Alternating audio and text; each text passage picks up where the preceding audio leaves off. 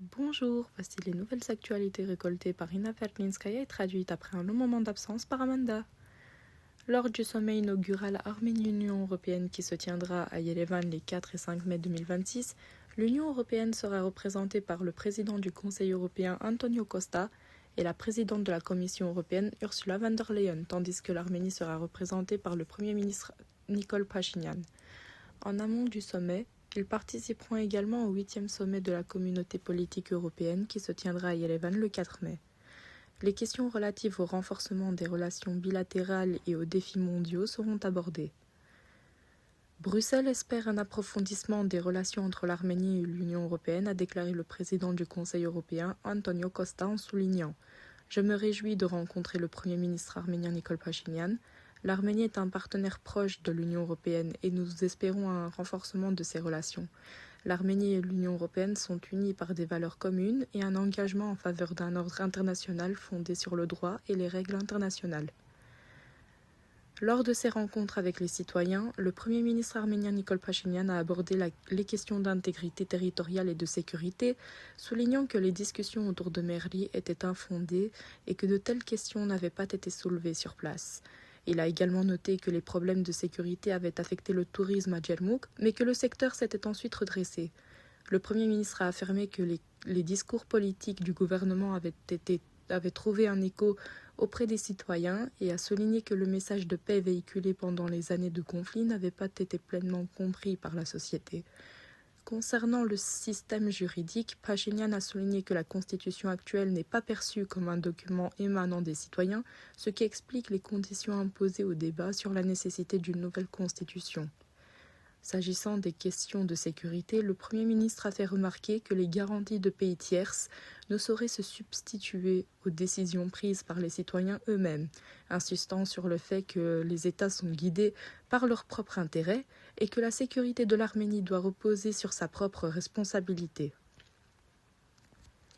Le ministre arménien des Affaires étrangères, Ararat Mirzoyan, s'est entretenu par téléphone avec son homologue azerbaïdjanais Ceyhun Bayramov. Ils ont également abordé les questions de coopération au sein des instances régionales et multilatérales. Les ministres ont noté avec satisfaction les progrès accomplis dans le processus de règlement des différends entre l'Arménie et l'Azerbaïdjan. L'Azerbaïdjan a suspendu sa coopération à la mise en œuvre des arrêts de la Cour européenne des droits de l'homme, comme indiqué dans le rapport annuel 2025 du Comité des ministres du Conseil de l'Europe. Selon ce document, Bakou a transmis ses dernières données le 18 mars 2025, date à laquelle la coopération a été suspendue. Le rapport souligne que cette situation entrave le processus de suivi.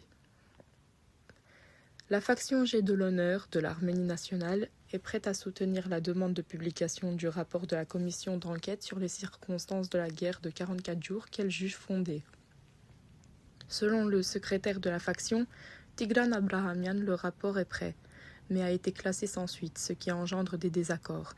Dans le même temps, le secrétaire du groupe parlementaire Contra-Civil, Artur Hovhannisyan, a déclaré que la question de la publication du rapport était de nature exclusivement juridique et ne pouvait être résolue par un pouvoir discrétionnaire politique.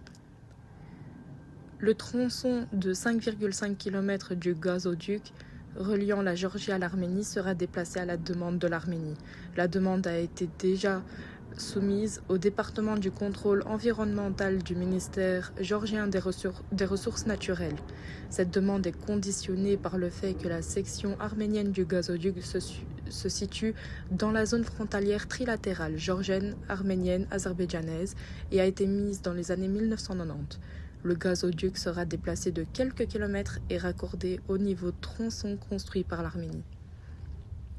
La levée de l'embargo sur le transit de marchandises vers l'Arménie via l'Azerbaïdjan contribuera à la croissance des échanges commerciaux entre les États membres de l'Union économique eurasiatique, a déclaré le vice-premier ministre arménien Meher Grigoryan lors d'une session du Conseil intergouvernemental eurasien. Il a souligné que la diversification des infrastructures de transport et de logistique dans le Caucase du Sud constitue un important moteur pour le développement du commerce extérieur. Par décret du président français Emmanuel Macron, le ministre arménien de la Défense Soulen Papikian a été fait chevalier de la Légion d'honneur de la République française. Cette distinction lui a été remise par le Premier ministre français Sébastien Lecorneille, qui a salué la contribution majeure de Souren Papikian au développement des relations franco-arméniennes.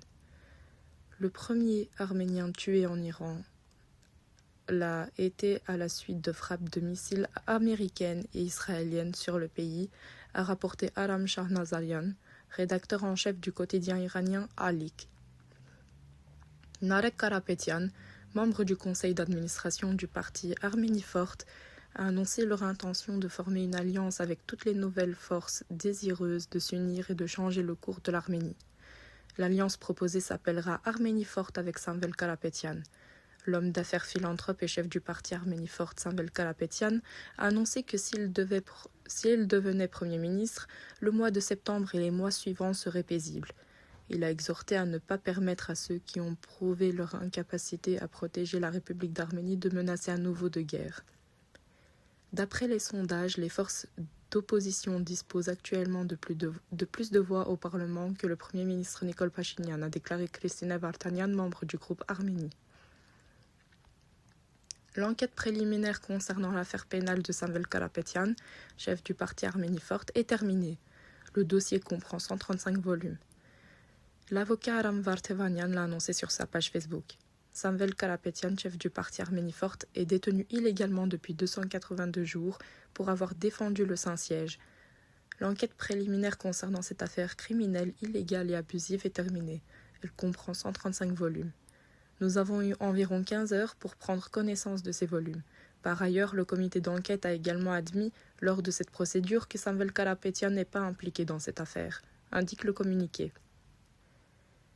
L'appréciation juridique des agissements d'Ashren Alexanian, employé du ministre des Affaires étrangères, initialement acquitté de trahison, a été modifiée et un verdict de culpabilité a été prononcé.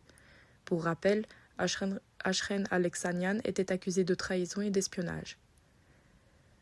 Pour la première fois dans le système bancaire arménien, 6 institutions financières ont signé un accord de prêt syndiqué pour fournir 300 millions de dollars de financement à Firebird IA pour la construction d'une usine d'intelligence artificielle à Hrazdan. Ce projet, qui soutient le développement du secteur technologique, l'innovation et la science, est mis en œuvre en partenariat avec NVIDIA et Dell Technologies et deviendra le centre de données le plus puissant de la région. La compagnie aérienne Nov Air reprendra ses vols sur la liaison Yerevan-Kapan, Kapan-Yerevan à compter du 31 mars. Le prix du billet reste inchangé, 20 000 dirhams. Jeanne Malin, directeur commercial de Wizz Air, a annoncé simultanément le lancement de 2 nouvelles liaisons, Yerevan-Eindhoven aux Pays-Bas, Eindhoven-Yerevan à compter du 26 octobre 2020 avec 3 vols par semaine, et Yerevan-Charleroi en Belgique, Charleroi-Yerevan à compter du 1er février 2027 avec également 3 vols par semaine, les lundis, les mercredis et les vendredis. Auparavant, le ministre de l'administration territoriale et des infrastructures, David Roudatian, avait annoncé que Wizz Air lancerait des vols entre Yerevan et Bruxelles. Les lauréats des prix de musique arméniens Khazer sont la meilleure chanteuse pop arménienne 2026 est Iveta Mukouchian. Le meilleur chanteur pop 2026 est Aram Empetri. La meilleure chanson 2026 est Travel Home de Sona Rubenian. Le meilleur album de l'année 2026 est Love Reversed de Brunette. Et la révélation de l'année 2026 est Simon. Dans les catégories classiques, Arsène Soromonian et Juliana Grigorian ont été désignés meilleurs chanteurs et Symphonic Haiko, Under the Open Sky, meilleur projet. Dans les autres catégories, le groupe Nemra a remporté le prix du meilleur artiste rock, Michon, celui du meilleur artiste hip-hop et R&B, Khachik Sahakan, celui du meilleur artiste jazz, et Martin Oulikhanian, celui du meilleur compositeur. Nous continuerons à suivre l'évolution de l'affaire, mais pour l'instant, restez branchés et avec nous sur notre radio Belgahai.